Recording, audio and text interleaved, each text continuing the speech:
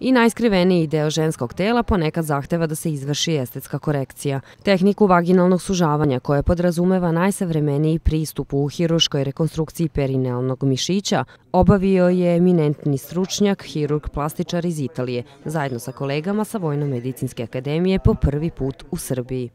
Na ovaj način Vojno-medicinska akademija još jednom je pokazala da posjeduje sve prostorne, tehničke kapacitete i stručno da je osposobljena za izvođenje najnovijih procedura iz domena estetske hirurgije koje se primenjuju u svetu. Edukativni trening na temu pomlađivanja hiruškim bodljikavim nitima i primjenom metode plazma obogaćenih trombocita može i prvi put izvesti u Vojno-medicinskoj akademiji.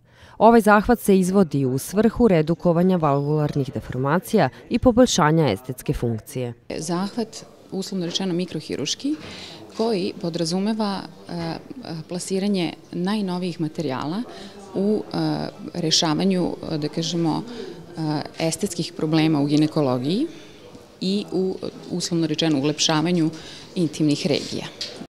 Na edukativnom treningu koji je obavio dr. Ciro Accardo iz Milana prisustvovalo je više od 150 lekara iz Srbije, Crne Gore, Hrvatske i Italije. Reč je o neinvazivnoj tehnici koja isključuje bilo kakve komplikacije. Potrebna je samo lokalna anestezija.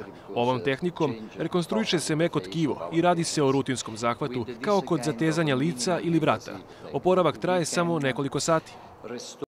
Prema rečima doktora, žene se na ovaj zahvat odlučuju posle porođaja, menopauze ili kada se fizionomija perinalne regije promeni. To obično nije samo estetska, već i funkcionalna smetnja. Mirela Živković, televizija Pink.